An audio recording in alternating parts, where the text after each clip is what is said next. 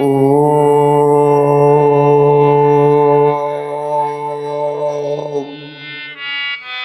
नमः शिवाय। ओम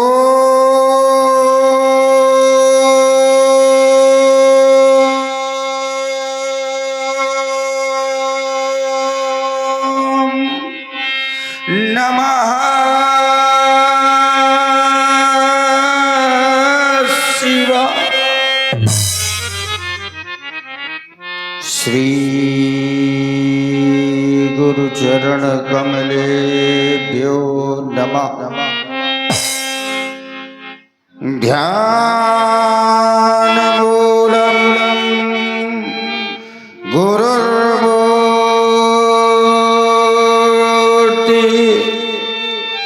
पूजा मूलम गुरुपदम मंत्र मूलम गुरुर्वाक्यम मोक्ष मूलम गुरु कृपा। अज्ञानतिमिरान्धस्य ज्ञानाञ्जनशलाकया चक्षुरुन्मीलितं येन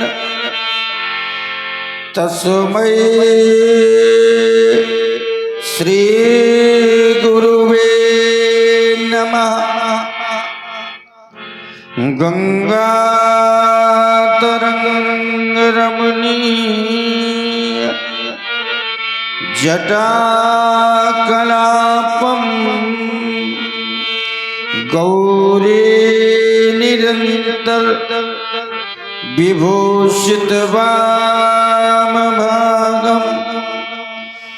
नारायण प्रिय मनंगमदाप्यहारं वाराणसीपुरपतिं भज विश्वनाथ।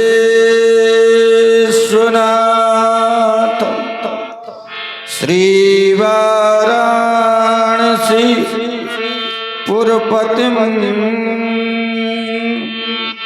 भज विश्वनाथ।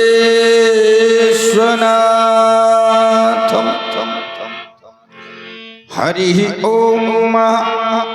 स्वस्ति न इंद्रो बृहस्पतिर्वाः स्वस्ति न पूषा विश्ववेदाः स्वस्ति नस्तार्क्ष्यो अरिष्टनेमि स्वस्ति न बृहस्पतिर्दधातु प्रकृतिकामरुतः प्रसन्नातिरः शुभं यावानो विद्युते सुजग्मया अग्निर्जिभ्यां मनवा सूर्यचक्षुषो नो विश्वेनो देवा अविशागमन्नहि भद्रं कर्णेभिः शृणुयाम देवः भद्रं पश्येमाक्षभिर्जत्राः स्थिरैरङ्गैस्तुष्ट्वा भर्त्सयेमहि देवितं यदायुः शतमिन्न शरदोऽन्ति देवा यत्र नश्चक्रादर्शन्तनूनां पुत्रासो यत् पितरो भवन्ति मानो मध्यारेर्कृता युगन्तः। ओम आदित्यदोर अंतरिक्ष आदित्यर्माता सपिता सपुत्रः आदित्य पंचजनः आदित्यजातमत्यं द्योः शांति अंतरिक्षं शांति पृथ्वी शांतिराप शांति रौखदयाः शांतिः वनस्पत्याः शांतिः ब्रह्म शांति सर्वगं शांति शांतिरेव शांति सामा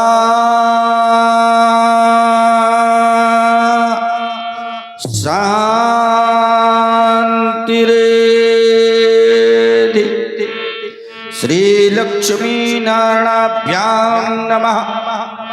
श्री उमा महेश्वराभ्यां नमः। वाणी हिरण्यगर्भाभ्यां नमः। शची पुरंदराभ्यां नमः। श्रीमात पुत्र चरण कमलेभ्यो नमः। श्री गुरु चरण कमलेभ्यो नमः। स्थान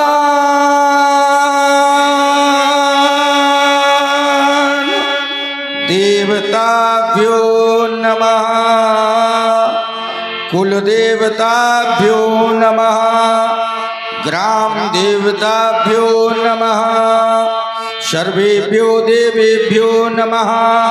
सर्वेभ्यो तीर्थेभ्यो नमः। सर्वेभ्यो ब्राह्मणेभ्यो नमः। उपरं गंगणपते नमः। दक्षिणे भं भद्रकालके नमः। भं बटुकाय नमः। श्री गुरुचरण कमलेभ्यो नमः।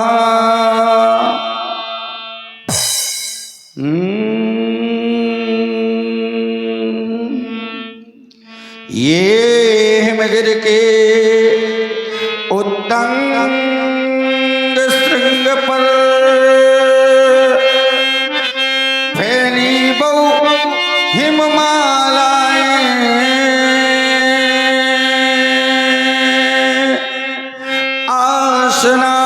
आसनासीन पद्मासन ले बिखरी बहु फटक शिलाएं। ये पिंगल वर्ण जटाओं से, ये पिंगल वर्ण जटाओं से हो आच्छादित सुरसरी धारा। ये भाल बीच पर बाल विभू अति लगता हो मनहर प्यारा। ये फुम फुम फुम कर थमक रही हो गल सर्पों की माला। और चंचला चंपसी चमक दमक हो ये कंठ हला हलवाला। ये दक्षिण कर में हो त्रिशूल और डकवा करता हो डम डम। ये गजमुख सम्मुख और नंदी बाई सब बोल रहे हो बम बम बम बम बम। ओ पार्वती पति शशि शेखर मम मानस मध्य में आ जाओ। है आज सशंकित हृदय मेरा सदमार्ग शंभु ही दिखलाओ। सदमार्ग शंभु ही दिखलाओ। कितना पावन समय था आज। ये मलियाग्र का सुच शीतल मंद शमीर अपने मंद मंद प्रभाव के साथ प्रभाती गाते हुए उस दीवानाथ को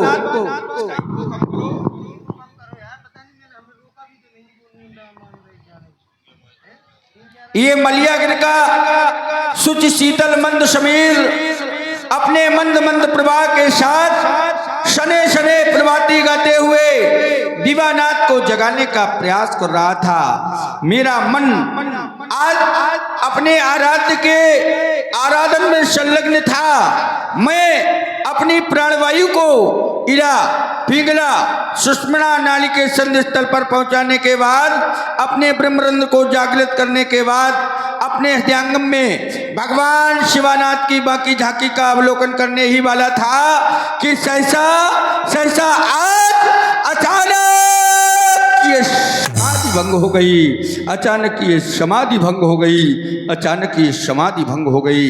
किसी घनघोर घोर भयानक शब्द ने आज हमारी तंद्रा को भंग कर दिया। कारण समझ में नहीं आता, कारण समझ में नहीं आता। हे शिवानाथ, हे उमानाथ, हे आशुतोष, मृत्युंजय, मुंडमाले, कपाले, आज ऐसा कौन सा कारण बन गया है जिस कारण से रेणुका कुमार परशुराम के शांत तपोवन में ये भ्रांति का भ्रामक प्रचार अचानक क्यों होने लगा? बार बार मेरे ये विशाल बाहु अपने इस परोस और इस सारंग को धारण करने के लिए क्यों मचले जा रहे हैं? प्रिय सारंग, आज ऐसा कौन सा कारण बन गया है जिस कारण से आज आप हमारे हाथों में आने के लिए मचले जा रहे हो? बार बार मानो सारंग आज हमसे कहता है, हे परुषदर, मुझे धारण करो, मुझे धारण करो, मुझे धारण करने का समय आ गया है। प्रिय सारंग, आज तक कभी ऐसा अवसर नहीं आया, इतना समय व्यतीत हो गया, कब से तुम हमारे पास हो, लेकिन कभी तुमने अपनी ये उत्कंठा व्यक्त नहीं की। आज बार बार हमारे हाथों में आने के लिए मचले जा रहे हो। आज ऐसा कौन सा कारण है, कौन सा कारण है? आशुतोष, आज ना जाने क्यों मेरा मानस भ्रांति से भर रहा है, मेरा आज मानस विचार शून्य हुआ जा रहा है। हे भोलेनाथ, आशुतोष, मृत्युंजय, मुंडमाले, आप हमें कारण अवगत कराएं। आज ऐसा कौन सा कारण है जिस कारण से हमारी ये तंद्रा भंग हो गई, हमारी ये तंद्रा भंग हो गई? ये कैसा शब्द भयंकर, ये भयंकर शब्द कैसा था? इस भयंकर घोर शब्द ने मानो आज हमारे मानस को हिला दिया, मानस को हिला दिया, मानस को हिला दिया। ये कौन है जो हमारे आश्रम में शोर मचाकर हमारी तंद्रा को भंग कर रहा है?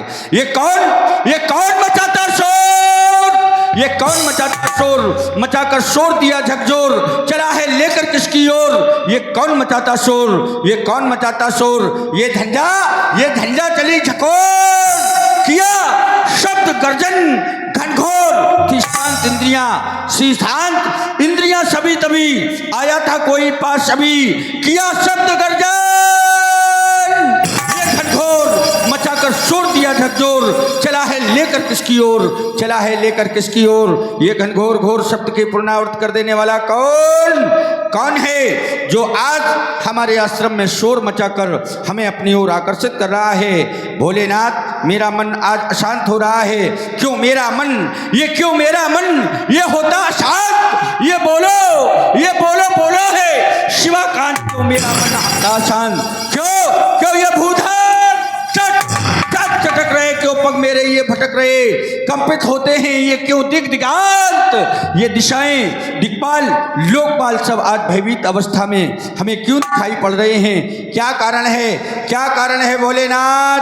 आज आप अपने इस दास को, अपने सेवक को बताने की कृपा करें। आज अचानक ऐसा कौन सा कारण है जिस कारण से रेणुका कुमार परशुराम की समाधि भंग हो गई है, समाधि भंग हो गई है? मैं एक बार पुनः ध्यान आकृष्ट करके ये देखना चाहता हूँ कि विश्व के धरातल पर क्या घटित हो रहा है, क्या घटित हो रहा है। ध्यान लगा कर देखता हूँ। हे भोलेनाथ, आप अपने चरण किंकर को अवगत कराने की कृपा करें। महोक्षा खटवांगा परुष रजनीम भस्म फणिना कपालम चेतित्वा तब वरद तंत्रोपकरणम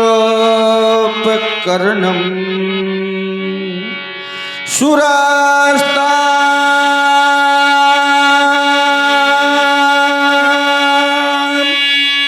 ताम्रते विदधति विवदभ्रो प्रणीता नहीं स्वा मारामं विषय मृग तृष्णा भ्रमयति मुखे ते तांबूलम नयन युगले कच्चलकला ललाटे काश्मीरम बिलसति गले मोतिकलता स्फुरत कांची साटी प्रतुकट तटी हाटकमयी भजामः त्वां गौरी नगपति किशोरी मवीरतां। जय महाशक्तिशाली महेश, जय महाशक्तिशाली महेश। तुम भक्तों के भोले रसाल विकराल ज्वाल फुंकार भाल। और तो इसमें फिर वाणी विशेष जय महाशक्तिशाली महेश। भेजो भेजो उन भूतों को, रणचंडी समर सपूतों को। ये रणचंडी कितनी प्यासी है, छाई सर्वत्र उदासी है। भेजो खटमुख, ये भेजो गणेश। बस विदित हो गया, बस विदित हो गया। ये कैसा शब्द भयंकर था जो मैतोल सातल फूल गया। बस विदित हो गया मिथिला में वो शिवचाप टूट गया, शिवचाप तड़ातड़ टूट गया, शिवचाप तड़ातड़ टूट गया। ये तोड़ो है चाप, ये तोड़ो है चाप। काऊ पापी पाखंडी ने तो जाए के भाई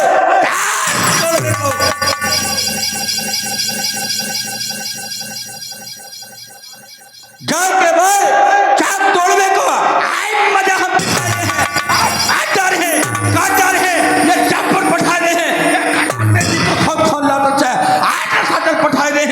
और एक दिन करो तो सफात कर शंकर के ये अस्त्र छाल रेणुका कुमार परशुराम ने कहा हूं मैं, रेणुका कुमार परशुराम ने कहा हूं मैं। लेकिन कौन कौन पापी ऐसा पेट में इस थना में पैदा हो गया जिसने हमारे गुरु के आज को दो खंडों में विभाजित किया है? ठहर जा, ठहर जा। अरे लंका के पापी राजा रावण, क्या तूने अपने विष बुझा और दस्त्रों के दर्प में आकर भगवान शिवनाथ के विशाल विशाल राज को दो खंडों पर्वत किया? तो ठहर जा, मैं अपने विशाल परश से तेरी भुजाओं को काट काट के भगवान शंकर के गले की शोभा बना दूंगा और तेरी नक्का को सागर के मत बहा दूंगा।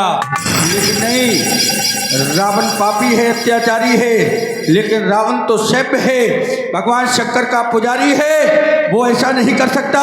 तो फिर कौन? राजा बलि। राजा बलि के उस लाडले बाणासुर ने अपनी 1000 भुजाओं के दर्प में आकर भगवान शिवनाथ की आयत को तोड़ने का प्रयास किया है। तो ठहर, मैं पाताल लाकर तेरी 1000 भुजाओं का करके भगवान शंकर के गले की शोभा बना दूंगा। लेकिन नहीं, राजा बलि तो वैष्णव हो गया है। यदि रावण नहीं, बाणासुर नहीं, तो फिर कौन वीर बांका मही बीच पैदा भयो? जाने तोड़ो है सबको भारी। आज जाय के मिथिला में भाषण करूंगा मैं रारी, करूंगा मैं रारी। आश्रम के देवी देवताओं, आश्रम की सुरक्षा करना रेणुका कुमार परशुराम मिथिला के लिए प्रस्थान कर रहा है। बम विश्वनाथ, बम विश्वनाथ, बम विश्वनाथ, बम विश्वनाथ।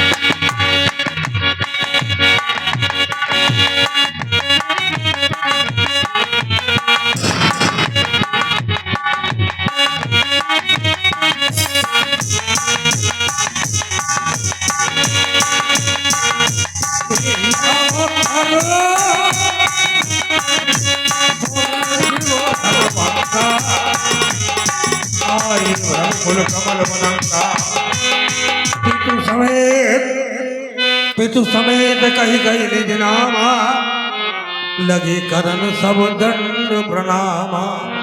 ये इसकी व्यवस्था तो सुदृढ़ किया करो, टूट जाएगा फिर कहोगे तोड़ दिया। कौन है इसका ऑपरेटर? उसको चलाने वाला कौन है? अरे जितनी बार खराब होगा उतनी बार करना पड़ेगा, इसी बात के पैसे दिए जाते। क्या बार कर दिया, क्या मतलब हुआ? जितनी बार होगा उतनी बार करना पड़ेगा।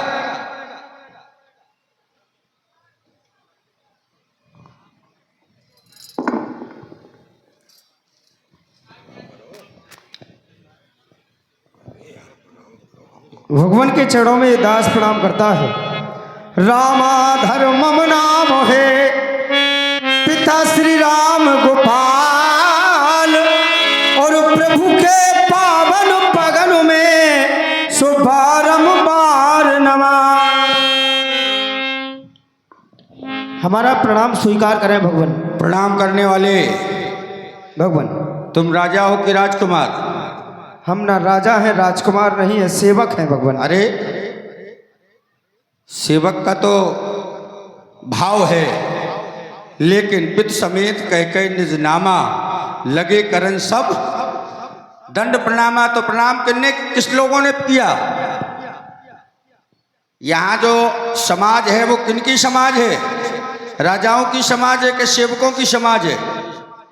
हम तो सेवक हैं भगवान। अरे यहाँ राजाओं की समाज है। प्रणाम करने सेवक नहीं आए, प्रणाम करने राजा लोग आए हैं। जय हो आपकी। तो तुम राजा हो कि राजकुमार? अच्छा, राजा और राजकुमार में अंतर समझते हो कि नहीं समझते हो, पहले ये बताओ। नहीं जानते हैं भगवान। अच्छा, नहीं जानते। और राजकुमार वो होता है जिसका पिता दुनिया में मौजूद हो। जय हो। फिर उसकी उम्र चाहे जितनी हो, चाहे वो 60 वर्ष का ही क्यों ना हो, लेकिन वो राजकुमार ही रहेगा जब तक पिता रहेंगे। और राजा वो होता है जिसके पिता दुनिया से चले जाएं, फिर भले ही वो 5 वर्ष का बालक क्यों ना हो, लेकिन वो अपने घर का राजा माना जाता है। तो राजा और राजकुमार में अंतर नहीं समझते? अब समझ गए, आपने बता दिया। अच्छा, हाँ, नाम क्या है तुम्हारा? रामाधार। रामाधार। रामाधार को जब हमने व्याकरण की दृष्टिकोण से लिया तो राम धन आधार बराबर रामाधार। जय हो। आधन आ बराबर बड़ा। कौन सी संधि हुई? अरे अच्छा, कह रहा है पूछने लगे। तो राम के ऊपर आधारित हो। हाँ भगवान। अच्छी बात है। जो राम के ऊपर आधारित रहते हैं, दुनिया में वो सफलता के उच्चतम शिखर पर पहुंचते हैं।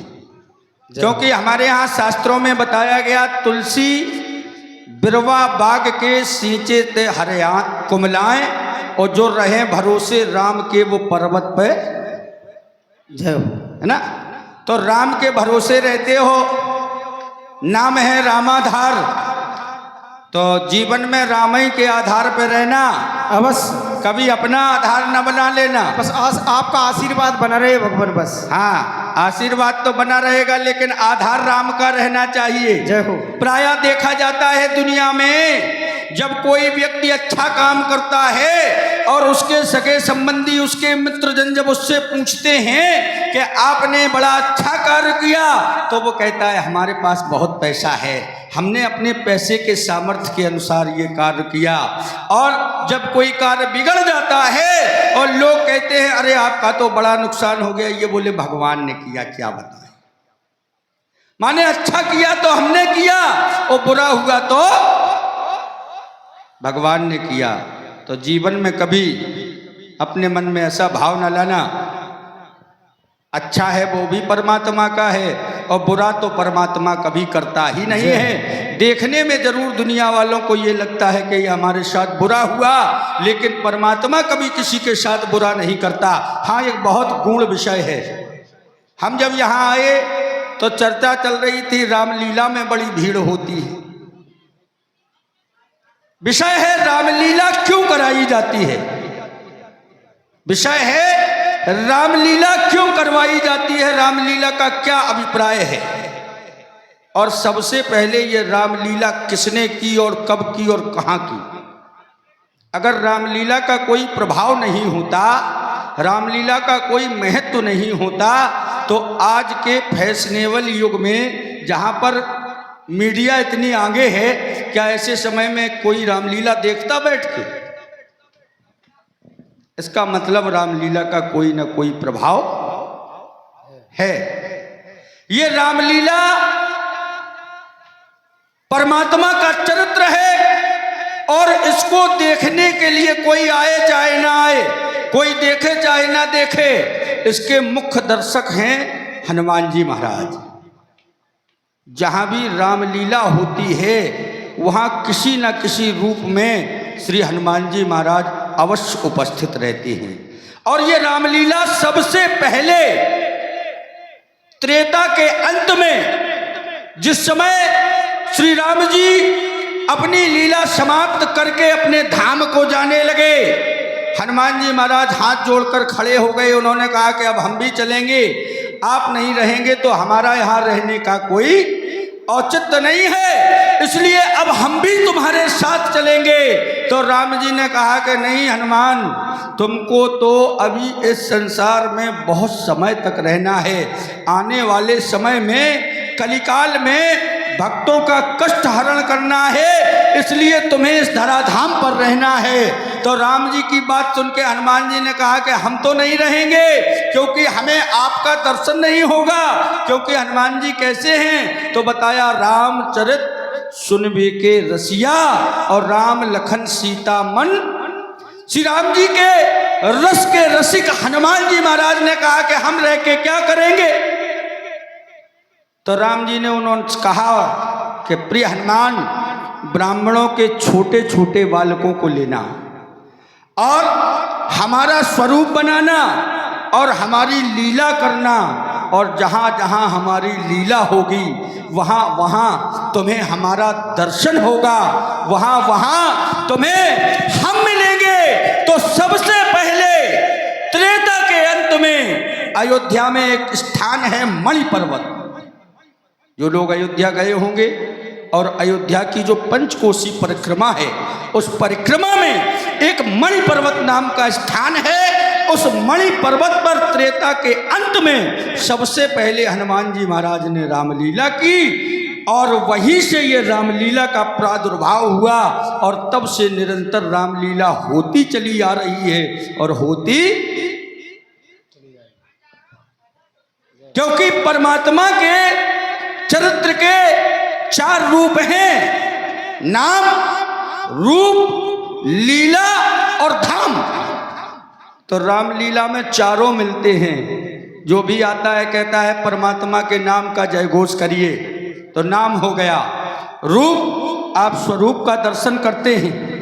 लीला, ये देख रहे हैं। और स्थान, धाम बनता है, कभी अयोध्या, कभी मिथिला, कभी चित्रकूट, कभी किष्किंधा, अन्य धामों का दर्शन रामलीला के अंतर्गत लोगों को होता है। हमें पता नहीं लोग रामलीला से इतनी अनिच्छा क्यों करते। कोई वक्ता मंच पे जब बोल रहा हो और उसको बार बार ये कहना पड़े कि शांत हो जाइए, हमारी बात सुनिए, शांत हो जाइए, हमारी बात सुनिए, तो इसका मतलब उस वक्ता की वाणी में आकर्षण नहीं है। नहीं तो वक्ता तो वो होता है, वक्ता बोलना प्रारंभ करे तो बगल वाला स्वयं कहता है शांत हो जाओ, उनकी बात सुनो क्या कह रहे हैं। तो रामलीला तो निरंतर होती रही है और होती रहेगी। तो प्रणाम किया, आशीर्वाद की आकांक्षा है। अवश्य भगवान, है अवश्य भगवान, आशीर्वाद है तुम्हारे लिए। प्रसन्न रहो सदैव, जीवन में उत्तरोत्तर प्रगति करते रहो, उत्तरोत्तर प्रगति करते रहो। आनंद काले बहुराज लक्ष्मी शिव प्रसादाद नवरद सिद्धि बाता हता शत्रु विनाश नंचई डकार शब्दस्य दरिद्र नाशाय। कल्याण हो तुम्हारा, दीर्घायु भव। बोलिए परशुराम भगवान की। जनक सिरुनावा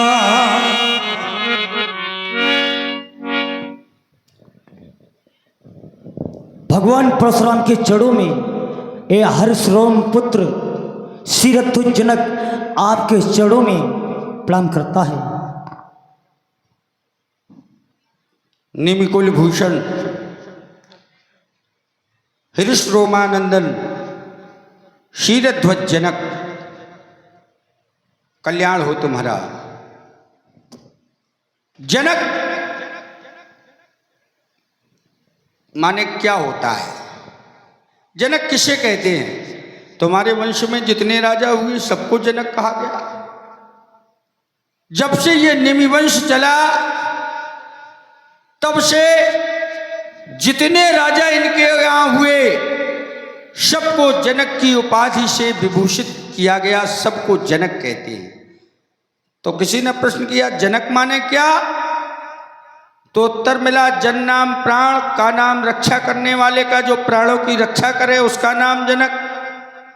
जन नाम जीव, का नाम जन्म देने वाले का, जो नए जीव को जन्म दे अर्थात पिता का नाम जनक। जन नाम प्रजा और का नाम पालन करने वाले का, जो प्रजा का पालन करे उसका नाम जनक। लेकिन संतुष्टि नहीं हुई तो विद्वानों ने बताया कि जनक माने क्या होता है। जनक गौरव गरिमा ज्ञान बढ़ा दे वही जनक है।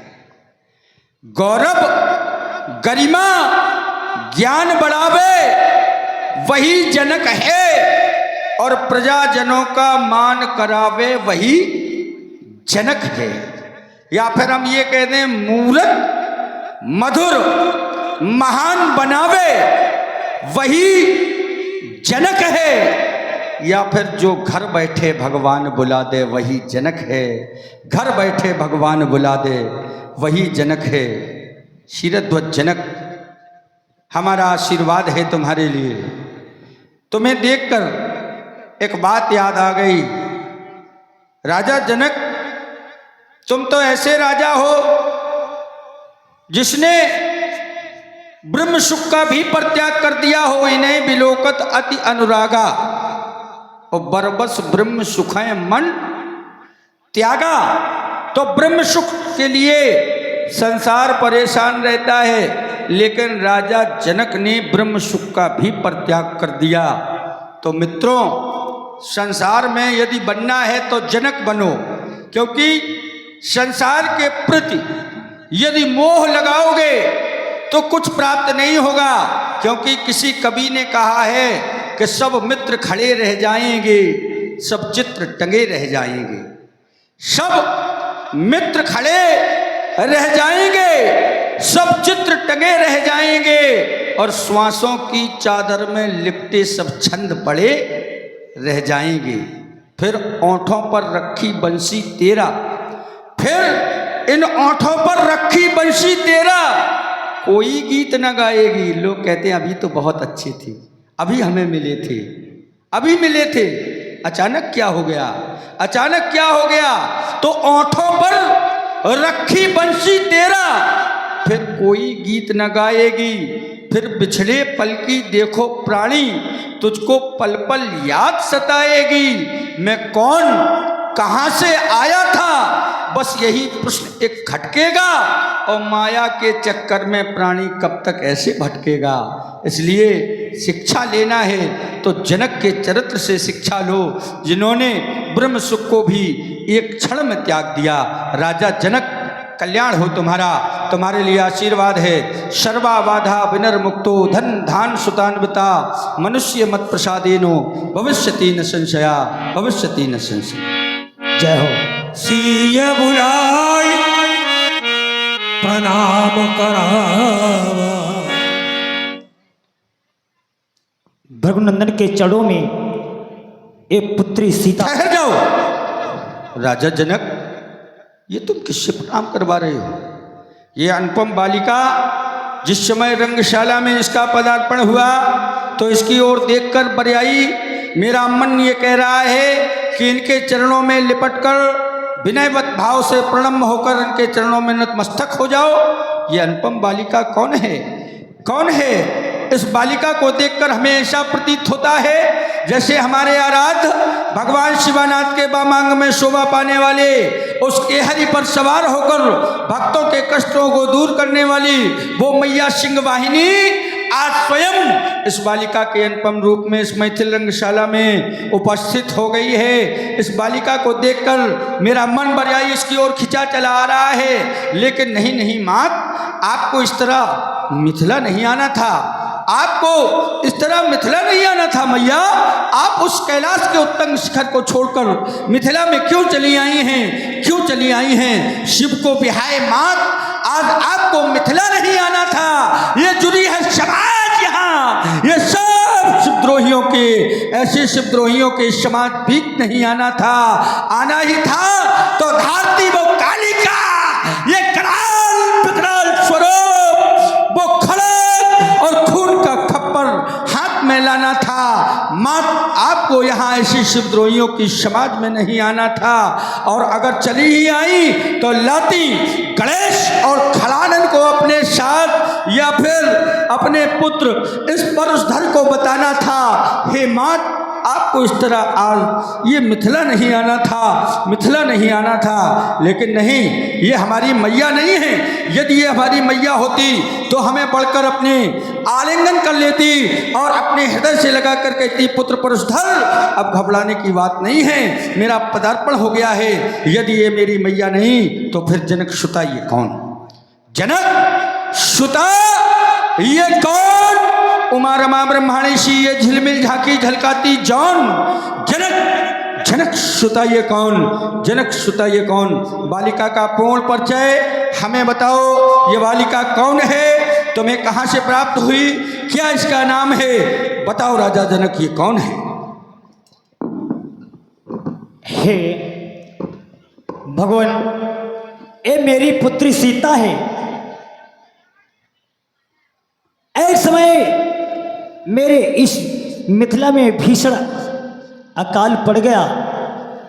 जब भीषण अकाल पड़ा तो कई वर्षों तक पानी नहीं बरसा। पानी ना बरसने के कारण मेरी इस मिथिला की भूमि ने अनाज देना बंद कर दिया। लोग भूख और प्यास से व्याकुल हो गए। जितना मेरे धन कोष में उनके लिए पर्याप्त धन और अनाज था, मैंने एकदम पूरा का पूरा जनता में बांट दिया, प्रजा को खिला दिया। फिर भी मैं हताश हो गया। हताश होने के बाद भगवान, मैंने विद्वानों को बुलाया और विद्वानों से पूछा कि अब क्या किया जाए जिससे पानी बरसे।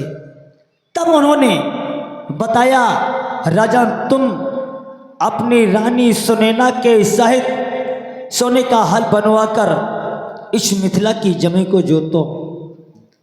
मैंने विद्वानों के कथन अनुसार ऐसा ही किया। तब वह हल की जो सी होती है वो एक घड़े से टकरा गई। उसी घड़े से इस पुत्री सीता का प्रादुर्भाव हुआ है। जो ये मेरी पुत्री सीता है, आपको प्रणाम करती है, इसे आशीर्वाद प्रदान करें। भूमि की गोद से उत्पन्न हुई ये कन्या तुम्हें भूमि से प्राप्त हुई। अवश्य। इसका नाम सीता? अवश्य। अच्छा, पहला नाम क्या है इसका? मैं तो यही जानता हूं कि इधर तो इसका नाम सीता है। इसका पहला नाम है जानकी। नाम जानकी परम पुनीता नारद आय कहो पुनि। पुनि माने दोबारा, है ना? तो पहला नाम जानकी।